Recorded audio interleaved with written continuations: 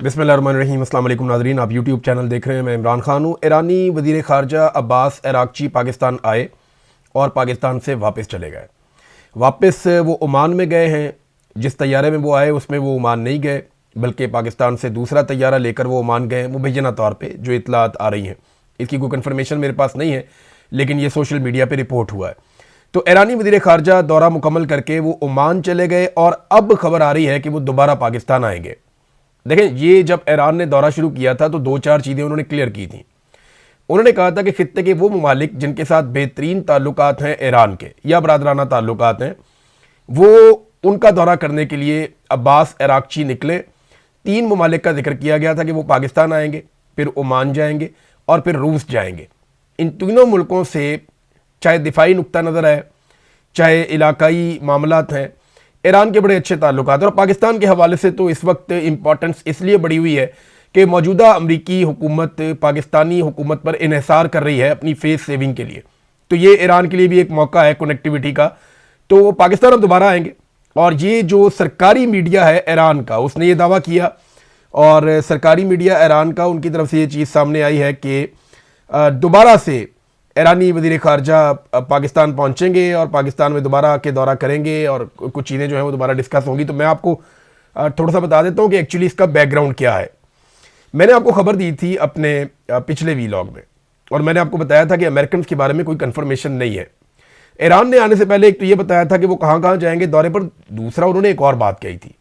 उन्होंने कहा था कि अमेरिका के साथ मुज़ाकरात उनका मनसूबा नहीं है, या इस दौरे के अंदर कहीं पे अमेरिका के साथ मुज़ाकरात शामिल नहीं है उनके मंसूबे में। एक तो उन्होंने ये भी कहा था। एक और बात भी की थी कि अरागची ईरान के एटमी मवाद के हवाले से या एटमी प्रोग्राम के हवाले से किसी किस्म की बातचीत करने नहीं आए, और अगर वो बातचीत करनी है तो वो ईरान की जो बाकी सीनियर क़यादत है वो उनकी मुशावरत से होगी। ऐसे तो नहीं वो उठ कर सकते बातचीत। बहरहाल, जो पैगामात मैंने आपको बताया था कि 2 तरह की चीज़ें की थी अरागची ने पाकिस्तानियों से मुलाकात में। एक, उन्होंने बताया कि अमेरिका ने कहाँ कहाँ पे काम ख़राब किया और अमेरिकन मुतालबात के जवाब में ईरान का रद्द-ए-अमल क्या है और ईरान की तजावीज़ क्या है जंगबंदी के लिए, जिससे कुछ अमेरिका को भी फेस सेविंग मिल जाए और ईरान का भी नुकसान ना हो। और दूसरी बात यह है कि उन्होंने बताया कि वो तो आबना हुर्मत उन्होंने खोल दी थी, तो जब अमेरिका ने नाकाबंदी की तो वहाँ से काम ख़राब हो गया। तो ना सिर्फ ईरानी मुतालबात सामने रखे, बल्कि ईरानी तहफ़्फ़ुज़ात भी सामने रखे, बल्कि ईरान ने कुछ तजावीज़ भी दी पाकिस्तान को कि ये अमेरिका के साथ शेयर की जाए। अब जब तक नाकाबंदी है, ईरान ने एक और बात की है, तब तक हम बराह रास्त अमेरिका के साथ बात नहीं करेंगे।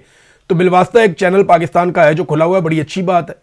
और पाकिस्तान के दौरे को बड़ा मुस्बत दौरा भी करार दिया अरागची ने, जो पाकिस्तान के लिए भी अच्छी बात है।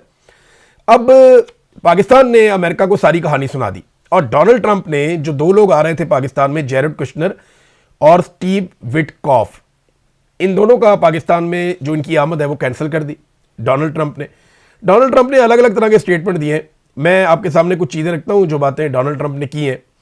सबसे पहले तो डोनाल्ड ट्रंप ने कहा, जनाब बहुत टाइम लग जाता है, बहुत पैसा लग जाता है ये इतनी दूर जाने में, और हमारी जो मुलाकात हो रही है वो भी कोई ईरानी क़यादत से हमारी बातचीत या उनकी क़यादत से मुलाकात नहीं हो रही। हमारी जो बातचीत हो रही है वो अरागची को वो समझते हैं कि ये एक ओहदेदार ज़रूर है, लेकिन ये ईरानी की आदत नहीं है। वो ईरानी सदर को मानते हैं, या कालीबाफ आए थे, या कुछ तगड़ा वफद आए। तो एक तो डोनाल्ड ट्रंप ने ये बहाना बना दिया। देखिए, एक्चुअली अमेरिका बातचीत करना चाहता था, और वो कोई रास्ता बातचीत का निकाल भी रहे थे। ईरान भी बातचीत करना चाहता है, लेकिन हालात अब ईरान के लिए ऐसे नहीं है कि वो फ्रस्ट्रेशन शो करे कि वो बातचीत करना चाहता है। पाकिस्तान ये चाहता है कि दोनों को बिठा के मामला किसी तरह रिजॉल्व करके तो इसका सहरा पाकिस्तान के सर पे बांध दिया जाए। और ये कोई भी मुल्क होगा वो यही चाहेगा, ऐसा ही चाहेगा। ख़ासतौर पर ऐसी पॉलिटिकल क़यादत जिनकी अपने मुल्क में मट्टी पलीत हुई हो, ऐसा रिजीम जो पाकिस्तान के अंदर कोई उनकी शक्ल ना देखना चाहता हो। ये लोग चाहेंगे कि चलो पाकिस्तान में तो इज्जत नहीं है, बाहर कहीं ना कहीं हमें कोई इज्जत मिल जाए। बहरहाल, डोनाल्ड ट्रंप ने कहा जी इसमें बहुत टाइम ज़ाया हो जाता है, बहुत पैसा ज़ाया हो जाता है, 15-15 घंटे आने जाने में लग जाते हैं, तो फिर कोई ऐसी दस्तावेज़ात हमें थमा दी जाए जिसके ऊपर फिर हम दोबारा गुफ्तगू करें। तो ट्रंप ने अब पाकिस्तान से सारा मुशावरत कर ली, पाकिस्तान ने उन्हें सारा कुछ बता दिया एज इट इज़। ट्रंप जो है वो उसको अब वहाँ स्टडी करेगा, और उसके बाद वो मुशावरत करेगा अपने लोगों से। वो पाकिस्तान को बताएगा, पाकिस्तान फिर ईरान को बताएगा, और ये सिलसिला ही चलेगा। इसीलिए अरागची अभी दोबारा पाकिस्तान आ रहे हैं। अरागची जो है वो आज शाम को पाकिस्तान पहुंचेंगे, और उसके बाद उनका मास्को का दौरा है जो उसके बाद करेंगे। ये दौरे बहुत इंपॉर्टेंट है, ये कोई छोटी बात नहीं है। तो डोनाल्ड ट्रंप ने कहा कि हमारे हाथ में बहुत सारे कार्ड्स हैं और हम तैयारों में इतने लंबे लंबे ट्रैवल 15-15 घंटे के नहीं करेंगे। और ईरान के ऊपर अब मुनसर है कि वो हम पे टेलीफोन के जरिए मामला कर सकते हैं। यानी ईरान अगर चाहता है कोई डील करना है, कोई मामला हल करना चाहता है, तो हमारे साथ बराह रास्त कॉल कर ले। ये डोनाल्ड ट्रंप ने कह तो दिया, लेकिन ये सब जानते हैं कि एक्चुअली ये मुज़ाकरात किस तरीके से आ रहे हैं। अच्छा, जैसे ही डोनाल्ड ट्रंप ने कहा ना उनके बंदे नहीं आ रहे, साथ ही शुक्र है इस्लामाबाद खुल गया। लगभग 2 हफ्ते तक इस्लामाबाद के शहरियों को इन्होंने कर्फ्यू में रखा हुआ था। दवाइयाँ भी इस्लामाबाद में नहीं आ जा रही थी, पेट्रोल पंप भी सारे बंद थे, मार्केटें इन्होंने बंद कर दी थी, तालीमी इदारे, सेहत के मामला सारे बिगड़ गए थे, कारोबारी मराकज़ बंद थे, दफातर बंद थे, अदालतें तक बंद रही वहाँ पे इस्लामाबाद में। ये सारा कुछ किया गया सिर्फ और सिर्फ के अमरीकी नुमाइंदगान आ रहे हैं। देखें ना, इराकची तो भी वापस आ रहे हैं, इराकची तो आज वापस पहुँच जाएंगे, लेकिन बंदिश तो नहीं है इस्लामाबाद में। इसका मतलब ये है कि इराकची के मामले में सिक्योरिटी के वो कंसर्न्स नहीं है पाकिस्तान के जो अमरीकी स्टीव विटकॉफ या जेरेड कुशनर या जेडी वेंस, या अगर बहुत कम चांसेस थे कि ट्रंप आ जाता, तो उनको पाकिस्तानी मिलिट्री एस्टेब्लिशमेंट कुछ और समझती है और उनके लिए पूरा मुल्क बंद कर सकती है। लेकिन ट्रंप को इस बात का ख्याल है कि वक्त और पैसा ज़ाया होता है, लेकिन हमारी जो मिलिट्री बैक्ड रजीम है पाकिस्तान में, उसको इस बात का ख्याल नहीं है। उन्होंने दारुल हुकूमत को बंद रखा 2 हफ्ते तक, लोगों का वक्त भी ज़ाया किया, पाकिस्तान का पैसा भी ज़ाया किया, अरब रुपए का नुकसान भी किया। देखिए वो अपने मुल्क के बारे में कैसे सोचता है कि वक्त भी ज़ाया नहीं करना, पैसा भी ज़ाया नहीं करना, और हम कैसे सोचते हैं कि उनके सिर्फ आने की उम्मीद है और हमने 2 हफ्ते तक पाकिस्तान को बंद रखा। बड़ी अफसोसनाक बात है, ये हमने किया। फिर आपको याद होगा पाकिस्तान के ISPR ने, फील्ड मार्शल ने ये स्टेटमेंट दिए हुए हैं कि एक पाकिस्तानी की जान 1000 अफगानियों से कीमती है। क्या अमेरिकन से कीमती नहीं है? यानी एक अमेरिकन की जान बचाने के लिए, और कोई इतना बड़ा खतरा इस्लामाबाद है, दारुल हुकूमत है, आप सिक्योरिटी बढ़ा सकते हैं, लेकिन जिस तरह के इकदाम किए गए, क्या किसी और के लिए ऐसे इकदाम किए जाते हैं? इराकची के लिए तो नहीं किए जा रहे जो इकदाम डोनाल्ड ट्रंप के दामाद के लिए किए जा रहे हैं। तो ये पाकिस्तानियों को ना ये मोहब्बत का चूरन बेचा जाता है कि जनाब आप बड़े कीमती हैं, आप बड़े शानदार हैं, अच्छे कीमती हैं, उनका मैंडेट ही चोरी कर लिया आपने। पाकिस्तानियों ने वोट किसी और को डाला, आपने डब्बे में से कुछ और निकाल के हाथ में पकड़ा दिया। तो पाकिस्तानियों की सबसे बड़ी तौहीन तो आपने की है। आपके लिए पाकिस्तानी कहाँ पे मोतबर और मोहतरम हुए? पाकिस्तानियों से तो शदीद नफरत की गई है और हमें दिखाई भी दे रही है। बहरहाल चले, अच्छा ये हुआ कि इस्लामाबाद खुल गया है। शहबाज शरीफ ने ईरानी सदर से रब्ता किया और उसके बाद ये खबर आई है कि जो इराकची हैं वो वापस पाकिस्तान फौरी तौर पे आएंगे। ईरानी सदर के साथ शहबाज शरीफ की बातचीत क्या हुई, ये ना पाकिस्तानी कोई सोर्स अभी तक खबर बाहर निकाल सका, ना ये ईरान में से बाहर आई है। ज़्यादा उम्मीद यह है कि ईरानी मीडिया कुछ ना कुछ इसके बारे में बताएगा, क्योंकि पाकिस्तान में चीज़ों को छुपाने का रुझान ज़्यादा है, मीडिया से थोड़ा सा ये अवॉइड ही करते हैं। और जो खबर पाकिस्तान में मीडिया को फीड की जाती है वो ISPR के जरिए से की जाती है, या पाकिस्तान के मिलिट्री सोर्सेज हैं, इंटेलिजेंस एजेंसियों के, वो वहाँ से कोई ना कोई खबर वो लीक करते हैं, लेकिन उसमें एजेंडा शामिल होता है, जिसकी वजह से सहाफ़ियों को भी बाद औक़ात शर्मिंदगी का सामना करना पड़ता है। पहले तो फिर भी कोई क्राइटेरिया था, कोई तरीकाकार था, आगे से सवाल जवाब हो जाते थे। अब तो एक मैसेज भेज दिया जाता है, वो मैसेज एज इट इज़ जो है वो पाकिस्तानी छाप देते हैं, और ये पाकिस्तानी सहाफ़त की एक बदकिस्मती भी है। डोनाल्ड ट्रंप ने चंद दिन पहले एक सहाफ़ी को मशवरा दिया था कि तुम अभी रुको वहाँ पे पाकिस्तान में, मैं अगर तुम्हारी जगह होता तो मैं रुक जाता। 2 दिन का उन्होंने कहा था कि रुको, वहाँ पे कोई डेवलपमेंट होने वाली है तो मैं ज़रूर वहाँ पे रुकता। तो वो सहाफ़ी पाकिस्तान में रुक गए। अमेरिकन सहाफ़ी वापस नहीं जा रहे थे, उन्हें लगता था कोई बहुत बड़ी डेवलपमेंट होने वाली है पाकिस्तान में। लेकिन फिर डोनाल्ड ट्रंप से जब उन्होंने बार बार शायद ये बार कहा, तो अब एक मैसेज उनका, डोनाल्ड ट्रंप का एक मैसेज जो है वो वायरल हो रहा है, जिसमें एक सहाफ़ी के हवाले से ये दावा किया जा रहा है कि ये उनका स्क्रीनशॉट है, जिसमें डोनाल्ड ट्रंप ने ये कहा उस सहाफ़ी को कि कम हो, कि पाकिस्तान वापस आ जाओ, हुन तान होते कोई खबर नहीं मिलनी। मेरे ख्याल में अब ये सारा मामला ऑनलाइन चलेगा। अमेरिका अपनी बहुत ताकत बढ़ा चुका है। मैं आपको एक खबर पढ़ के सुनाता हूँ, और ये एक एजेंसी है जिसका नाम है स्प्रिंटर प्रेस एजेंसी। इन्होंने एक वीडियो जारी की है, और ये वीडियो बिन गोरियान एयरपोर्ट की है, एयरबेस है वहाँ पे इसराइल के अंदर, और उसकी वीडियो है। उसमें वो ये कह रहे हैं कि अनप्रेसिडेंटेड है जिस तरीके से फ़िज़ाई क़ुव्वत को यहाँ पे जमा किया गया है। वीडियो में अगर आप देखें तो हर तरफ तैयारे ही तैयारे खड़े हैं, जंगी तैयारों की भरमार हो गई है, ना सिर्फ इसराइल में बल्कि खलीजी ममालिक में भी। और खलीजी ममालिक के अलावा जो अमेरिकन बैरी बेड़े खड़े हैं ना समुंदर के अंदर, उन पे भी एक एक बेड़े के ऊपर 70-70 जंगी तैयारे होते हैं। तो ये कितनी बड़ी ताकत अमेरिका ने इस रीजन में इकट्ठी कर ली है। सैकड़ों की तादाद में सिर्फ जंगी लड़ाका तैयारे हैं। तो एक फुल फ्लैज जंग की तैयारी भी है। ये भी हमें अपने जहन में रखना चाहिए। ये अमेरिका करता है नहीं करता, डोनाल्ड ट्रंप को बहुत बड़ी फेस सेविंग चाहिए। या तो फेस सेविंग पाकिस्तान लेकर दे, ईरान हार तस्लीम करे, अदरवाइज डोनाल्ड ट्रंप को बहुत बड़ी लड़ाई में कूदने का खतरा लेना पड़ेगा। क्योंकि देखें, अगर वो नहीं लड़ता तो उसके पास और क्या है। वहां पे एप्स्टीन फाइल उसके गले पड़ी हुई है। अमेरिकन की अक्सरियत कह रही है कि डोनाल्ड ट्रंप का मुवाखजा किया जाए। यूरोप उसके खिलाफ हो गया है। तो अब ट्रंप को कुछ ना कुछ बड़ा करके दिखाना पड़ेगा। वो कह रहे जी कि जब जंग शुरू हुई थी तो उस वक्त भी इतनी बड़ी मिकदार में अमेरिका ने यहाँ पे हथियार और एयरक्राफ्ट नहीं पहुंचाए थे जितनी बड़ी मिकदार में अब पहुंच गए हैं। और अमेरिका अपनी फोर्स को बिल्डअप कर रहा है यहाँ पे बहुत तेजी से रीजन में। आप क्या समझते हैं कि ये सारा कुछ जो है वो अमन के लिए हो रहा है? ये सवाल पूछा है स्प्रिंटर प्रेस एजेंसी ने, और उसका जवाब उन्होंने दिया है कि ऑफ कोर्स नॉट। यानी उन्हें ऐसा नहीं लगता कि ये सब कुछ अमन के लिए हो रहा है। ये सारे हथियार लड़ाई के लिए जमा किए जा रहे हैं। नाज़रीन देखें, ट्रंप का एक ट्वीट आया और पाकिस्तानी गवर्नमेंट ने जो है वो इस्लामाबाद खोल दिया। अंदाज़ा करें आप। और ये लोग आज तक डिनाई करते रहे हैं कि अमेरिकन साइफर के ऊपर इन्होंने किसी किस्म की कोई एक्टिविटी नहीं की या मिलिट्री एस्टेब्लिशमेंट को कोई भार नहीं था। हम सारे जानते हैं कि जो साइफर की ज़बान थी वो बहुत ही डिप्लोमेटिक नहीं थी, बड़ी बदतमीज़ी वाली ज़बान थी। और वो एक हुक्म था कि इमरान खान का रिजीम तब्दील कर दिया जाए पाकिस्तान में। और वो जनरल बाजवा की ईमा के ऊपर या उनके प्रोपेगेंडे के साथ था। उन्होंने बहुत लॉबिंग की थी इस बारे में, क्योंकि उन्हें एक्सटेंशन चाहिए थी जनरल बाजवा को।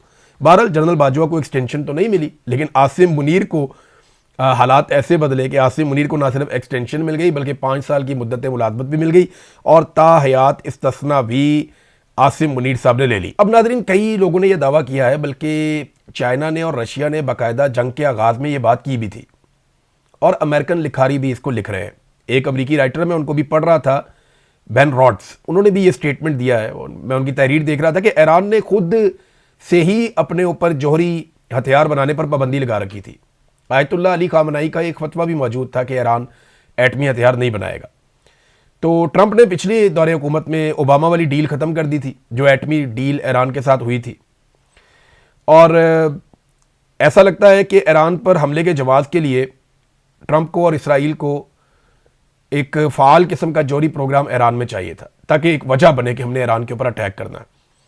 ये हमला कभी भी जौहरी प्रोग्राम के बारे में था ही नहीं। ये दावा किया गया इस सहाफ़ी की जानिब से भी, और बहुत सारे लोग ये कहते हैं। एक्चुअली वो ईरान में रजीम तब्दील करना चाहते थे। इसके लिए रज़ा पहलवी को भी तैयार किया गया था। वो आजकल टमाटर और केचप से उनकी तवाज़ो हो रही थी, वो जर्मनी में थे शायद।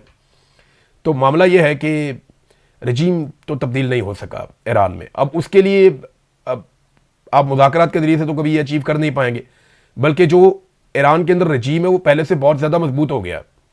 इसराइल ने दावा किया है कि वो खामनेई के पूरे ख़ानदान को ख़त्म कर देंगे। अमेरिका के इशारे का उनको इंतज़ार है कि ट्रंप वो कहे, और इसराइली वज़ीर दिफा ने कहा जी हम तबाही फेर देंगे। शायद उनके पास कोई इंटेलिजेंस है, लेकिन एक खबर जो बड़ी खौफनाक है, और ये बड़ी खबर है, मुझे लगता है कि आज की अगर कोई बड़ी ब्रेकिंग हो सकती थी तो वो ये होनी चाहिए थी। ये खबर जो है, ये न्यूयॉर्क टाइम ने एक दावा किया है। ये दावा ये कहता है कि ईरान के पास इस्फहान के पहाड़ों की गहराई में एक नई एटमी साइट हो सकती है, जहां वो अपने पास पहले से मौजूद 11 टन यानी 11,000 केजी यूरेनियम के ज़खायर से अफसूदगी का काम कर सकते हैं। ईरान के लिए 11 टन ज़ख़ीरे की जगह का इल्म ना होना एक गैर यकीनी सूरत हाल है, और ये एक सियासी बर्तरी भी है। व्हाइट हाउस को ईरान के जौहरी प्रोग्राम पर मशवरा देने वाली एक टीम ने कहा कि ईरान के बहुत से चोटी के साइंसदान मारे जा चुके हैं, लेकिन अगर वो फैसला कर लें तो उनके पास अब भी जौहरी हथियार बनाने की बुनियादी सनती सलाहियत मौजूद है। अब ये बात इस वक्त की जा रही है, मैं इसको यानी इस तरह देख रहा हूँ कि ईरान के ऊपर हमले का एक जवाब भी हो सकती है ये बात, कि इस्फहान की पहाड़ियों की गहराई में ईरान ने कोई एक ऐसी एटमी साइट बनाई हुई है जिसके बारे में अमेरिका को या दुनिया को इल्म नहीं है, और ईरान वहाँ बहुत बड़े पैमाने पर यूरेनियम की अफसूदगी कर रहा है या कर सकता है। ये बड़ी डेंजरस बात है। ईरान की जानिब से इसकी तरदीद सामने आएगी, क्योंकि खबर ये अभी थोड़ी देर पहले आई है और मैंने फौरी तौर पे इस खबर को पढ़ा। मुझे हैरत हुई कि ये क्या किया इन्होंने, लेकिन मेरा अंदाज़ा ये है कि जैसे इराक के ऊपर जब अटैक किया गया तो ये कहा गया कि यहाँ पे ख़तरनाक कीमियाई हथियार है, लेकिन वो हथियार आज तक दुनिया को नहीं मिले। पूरा इराक इन्होंने तबाह कर दिया। लगभग 2 मिलियन के करीब लोग वहाँ पे, कुछ इतलात के मुताबिक, कुछ के मुताबिक 1 मिलियन से ज़ायद, कुछ के मुताबिक 2 मिलियन से ज़ायद लोग वहाँ पे जाँ बहक हो गए इराक में। लेकिन आज तक वो हथियार नहीं मिले जिनके जवाब पर वो हमला किया गया था। तो अब ईरान के ऊपर हमले का अगर जवाब बनाया जा रहा है तो ये एक चीज़ हो सकती है। लेकिन ईरान की जानिब से पता चलेगा। अभी ईरान के अंदर से ये भी एक दावा सामने आया, उनके डिप्टी स्पीकर जो है वो ये कह रहे थे कि हमारे पास तो 400 केजी यूरेनियम थी, अमेरिका 450 केजी यूरेनियम का मुतालबा कर रहा है, ये बाकी की 50 केजी हमने कहाँ से लेकर आनी है? जो रिकॉर्ड के मुताबिक हमारे पास थी वो तो सिर्फ 400 केजी थी। अब लेकिन अमेरिका का मुतालबा है, जब ये बैठेंगे तो कोई ना कोई हल तो निकलेगा मामले का। नाज़रीन, अमेरिका में एक बहुत इंपॉर्टेंट वाकया पेश आया। ये व्हाइट हाउस में प्रोग्राम नहीं हो रहा था, ये प्रोग्राम हो रहा था वॉशिंगटन में हिल्टन होटल में, और ये व्हाइट हाउस कॉरेस्पॉन्डेंट्स का एक डिनर था जो हुआ करता है। और ये सालाना डिनर के अंदर डोनाल्ड ट्रंप मौजूद थे और वो तमाम सहाफ़ी या इदारे सहाफ़ती वो सारे वहां पे मौजूद थे। बहुत बड़ी तादाद में लोग, लगभग हजारों की तादाद में लोग वहां पे हिल्टन होटल में बंदोबस्त किया गया था। इस तकरीब में गोली चल गई। वाकया जिस तरीके से हुआ मैं उसी तरीके से आपको रिपोर्ट कर देता हूं, क्योंकि अभी थोड़ी देर पहले ये वाकया हुआ। तो इसमें सबसे पहले डोनाल्ड ट्रंप स्टेज पे बैठे हुए दिखाई दे रहे हैं और डोनाल्ड ट्रंप ने मीडिया से बाद में व्हाइट हाउस में आने के बाद बात भी की है। और इसके अलावा डोनाल्ड ट्रंप ने अपने ट्रुथ सोशल के ऊपर इसके बारे में कुछ पोस्ट भी की है। तो एक्चुअली डोनाल्ड ट्रंप बैठे हैं, एक शख्स आता है, वो आकर उनसे बात करता है, उनको एक पर्ची दिखाता है और वो रूटीन की बातें कर रहे हैं कि अचानक से 6 गोलियां चलती है। जो वीडियो में नजर आ रहा है ऐसा लगता है गोली काफी दूर से चली है, क्योंकि कैमरामैन डोनाल्ड ट्रंप से ज्यादा दूर नहीं था जो अपने मोबाइल से फिल्म बना रहा था, जबकि गोली की आवाज काफी दूर से आई थी। 6 गोलियां चलती हैं और डोनाल्ड ट्रंप ने बाद में बताया कि उसको ऐसा लगा जैसे कोई ट्रे गिरी है, बहुत जोरदार तरीके से। तकरीबात में बाद कोई ट्रे गिर जाती है, बर्तन गिर जाते हैं तो बड़ी गंदी आवाज आती है। तो उसको लगा कि शायद ये हुआ, लेकिन थोड़ी देर में डोनाल्ड ट्रंप की सिक्योरिटी पहुंच जाती है। अब एक आदमी गिरफ्तार हुआ है वॉशिंगटन हिल्टन होटल से। पहले इतला मिली कि एक आदमी मारा गया है, लेकिन बाद में पता चला कि एक बंदा गिरफ्तार हो गया है। उसके बारे में कुछ ज्यादा इतलात नहीं दी गई, अभी इन्वेस्टिगेट किया जाएगा। हो सकता है नेक्स्ट वीलॉग में या उसके बाद में आपको बताने के काबिल हो जाऊं कि एक्चुअली ये कौन आदमी था, इसके बारे में क्या इतलात आई हैं। लेकिन अब तक की जो इन्फॉर्मेशन है, एक बंदा गिरफ्तार हो गया और इस बंदे ने गिरफ्तार होने से पहले एक पुलिस वाले पे गोली चलाई बहुत क्लोज रेंज से। सीक्रेट सर्विस का एक आदमी था और बुलेट प्रूफ जैकेट होने की वजह से वो बच गया, लेकिन जख्मी हुआ है। और एक बंदा गिरफ्तार हो गया है, बाकी तहकीकात इसकी जारी है। इस आदमी का बैकग्राउंड चेक किया जा रहा है। काश पटेल जो है उन्होंने भी बात की है, जो लॉ इन्फोर्समेंट है उन्होंने भी बात की डोनाल्ड ट्रंप के साथ खड़े होकर। व्हाइट हाउस में आने के बाद डोनाल्ड ट्रंप ने मीडिया से बातचीत की, उन्होंने कहा तकरीब हम दोबारा कर लेंगे और 1 महीने के अंदर अंदर दोबारा हम सब इकट्ठे होंगे और इस तकरीब को करेंगे। ये एक बहुत बड़ा सिक्योरिटी ब्रीच है, क्योंकि बहुत सारी लेयर्स होती हैं डोनाल्ड ट्रंप की सिक्योरिटी की या अमेरिकी सदर की सिक्योरिटी की। वहां पे हथियारों का इतना करीब पहुंच जाना कि डोनाल्ड ट्रंप जहां बैठा है वहां पे शदीद आवाज आई फायरिंग की, वो कि बहुत करीब नहीं था, लेकिन कम से कम वो सिक्योरिटी के कुछ लेयर्स क्रॉस करके आगे आ गया था। अब इस वाकये के ऊपर अभी कुछ नहीं कहा जा सकता, लेकिन एक इंसिडेंट हुआ है। डोनाल्ड ट्रंप को फौरी तौर पे वहां से हटाया गया, रेस्क्यू किया गया, लटाया गया। मैंने सेकंड गिने जब डोनाल्ड ट्रंप तो बार बार कह रहे हैं कि जरा शानदार काम किया गया, सिक्योरिटी फोर्सेस ने बड़ा जबरदस्त किया, मुझे बहुत तेजी से रेस्क्यू किया, बड़ा क्विक रिस्पॉन्स था। लेकिन ये क्विक रिस्पॉन्स मेरी नजर में नहीं था, क्योंकि इससे पहले हमने बहुत सारे ऐसे मनाजिर देखे हैं। मुझे लगता है डोनाल्ड ट्रंप पे जब पेंसिल्वेनिया में गोली चली थी आज से 2 साल पहले, वहां पे जो रिस्पॉन्स था वो ज्यादा क्विक था। यहां पे गोली चलने के बाद जो पहला आदमी डोनाल्ड ट्रंप तक पहुंचा वो 8 सेकंड लगे और फिर 12 सेकंड के बाद एक बंदा पीछे से पहुंचा और 20 सेकंड के बाद डोनाल्ड ट्रंप को उसकी सीट से उठाकर पीछे नीचे कर दिया गया। ये बहुत टाइम होता है और इस किस्म के ऑपरेशन में और एसके रेस्क्यू में 2 4 5 सेकंड भी बहुत होते हैं। इतना क्विक नहीं था, लेकिन डोनाल्ड ट्रंप ने सबकी तारीफ की है। वाकई की मजीद तफसीलात आएंगी, आपके साथ शेयर करेंगे। तो ये एक वाकया हुआ है, अब इसके असरात क्या होंगे अभी कुछ नहीं कहा जा सकता, क्योंकि अमेरिका के ईरान के मुज़ाकरात वाला मामला भी चल रहा है, यहाँ रीजन में भी एक लड़ाई चल रही है, तो हम बाद में इस पे बात करेंगे। नाजरीन, थोड़ा सा पाकिस्तान की तरफ आते हैं। देखिए, पाकिस्तान को ना अब जरा चौधराहट से बाहर आना चाहिए। हम ना बचपन में ऐसे करैक्टर्स को देखते थे लाहौर के मोहल्लों में, जिनके घर में राशन नहीं होता था, जेब में पैसे नहीं होते थे, गाड़ी या मोटरसाइकिल में पेट्रोल नहीं होता था, सिगरेट भी मांग के पीते थे, लेकिन रोज़ाना शाम को कलफला सूट पहन के चौक में आके बैठ के भड़के मारते थे। तो पाकिस्तान को ना ये वाला किरदार नहीं करना चाहिए। ये इस किस्म के करैक्टर लाहौर के चौकों में तो चल जाते हैं, जच जाते हैं, उम्रें इनकी गुजर जाती हैं, फैमिलियाँ इनकी रुल जाती हैं, लेकिन यहाँ पे एक हुकूमत है। अब बाहर चौधराहट दिखाने के चक्कर में पाकिस्तान में खाने को दाने नहीं है। किसान आपका रुल गया, मजदूर आपका रुल गया, मेहनत कश तबाह हो गया, ताजिर तबाह हो गए, मईशत बर्बाद हो गई, महंगाई है, गुर्बत है, बेरोजगारी है, ये चीज़ें बढ़ती चली जा रही हैं। लोड शेडिंग का एक अजाब है जो कौम के ऊपर आपने मुसल्लत कर दिया है। आपकी बिजली बनाने की कैपेसिटी लगभग 45,000 मेगावाट है और आप कौम को 20,000 मेगावाट भी नहीं दे पा रहे। ये कितनी शर्मिंदगी की बात है कि इतनी कैपेसिटी होने के बावजूद आप आज बिजली पैदा ही नहीं कर पा रहे। और कौम से बिल आप कितना ले रहे हैं? 4 गुना बिल ले रहे हैं और 1 यूनिट के इस्तेमाल पे 3 यूनिट के पैसे ले रहे हैं। यानी 1 रुपए वाली चीज 4 रुपए की देते हैं और फिर जब एक आदमी 4 रुपए की चीज लेता है तो उससे 12 रुपए वसूल करते हैं। तो आप अंदाजा करें कि पाकिस्तानी जो है वो 1000% जो है वो ज्यादा पे कर रहे हैं और इसके बावजूद उन्हें लोड शेडिंग मिल रही है। सूरज की रोशनी तक पे आपने टैक्स लगा दिया है। पाकिस्तान की तरफ तवज्जो दें, पाकिस्तान को आगे बढ़ने दें। अब जुमे वाले दिन जनाब कहते हैं पेट्रोल मजीद महंगा कर दिया जाएगा 50-55 रुपए। अगर IMF ने हमें रिलीफ ना दिया या IMF ने हमें इजाजत ना दी तो फिर पेट्रोल और महंगा कर देंगे, 50-55 रुपए की लेवी और लगा देंगे। भाई कौम को चूना लगा रहे हैं आप, लेवी नहीं लगा रहे। इतने का तो इमरान खान पेट्रोल नहीं बेचता था जितनी आप लेवी ले रहे हैं कौम से। और अभी ये जो कीमत बढ़ी है ना, मैं आपको फिर बता रहा हूं, ये कीमत पेट्रोल की नहीं बढ़ी, ये टैक्स बढ़ाया इन्होंने। टैक्स को बढ़ा के 80 रुपए से 107 रुपए कर दिया, 27 रुपए कीमत इन्होंने बढ़ा दी। अभी ये पेट्रोल को और डीजल को मजीद महंगा करेंगे, ये दावा किया जा रहा है और ये वफाकी वजीर कर रहे हैं, कोई और नहीं कर रहा। वफाकी वजीर ने बैठ के, फेडरल गवर्नमेंट का हिस्सा है, उन्होंने बैठकर नेशनल टीवी के ऊपर ये बात की है। ये अली मलिक साहब ने, उन्होंने नेशनल टीवी पे बैठ के ये बात की है कि जनाब हमें जुमे वाले दिन अगर IMF नहीं मानता या हमारी दरखास्त रद्द करता है तो हमें मजीद पेट्रोल की कीमत बढ़ानी पड़ जाएगी, 50 रुपए या 55 रुपए और टैक्स लगाना पड़ जाएगा। मैंने आपको पहले बताया कि कोई भी हुकूमत जब उनके पास कोई माशी मंसूबा नहीं होता, जब उनके पास कैपेसिटी और कैपेबिलिटी नहीं होती कि वो मुल्क को चला सके, तो फिर उन्हें भारी टैक्स लगाने पड़ते हैं, कर्जे लेने पड़ते हैं। बिजली, गैस, पेट्रोल, ये चीजें और अशियाए जरूरत जो लोगों ने इस्तेमाल करनी है उनको महंगा करना पड़ता है। और जो ऐसे टैक्सेस जो बेचारे तनख्वाहदार तबके के ऊपर लगते हैं वो लगाए जाते हैं ताकि लोगों को नचोड़ के किसी तरह से खसारे को काबू किया जा सके। लेकिन खसारा इनसे अभी तक काबू नहीं हो रहा, अभी तक काबू नहीं हो रहा। इन्होंने सिर्फ अपोजिशन को काबू करना सीखा है, इन्होंने सिर्फ मुखालिफ आवाजों को कुचलना सीखा है, लोगों को मारना, उनके साथ जुल्म करना, उनके साथ जबर करना सीखा है। मुल्क नहीं इनसे चलेगा, ना इनसे कल मुल्क चला, ना इनसे आज मुल्क चल रहा है, ना इनसे आने वाले कल में मुल्क चलेगा। पाकिस्तानी अवाम के लिए सबसे बेहतर पता क्या है?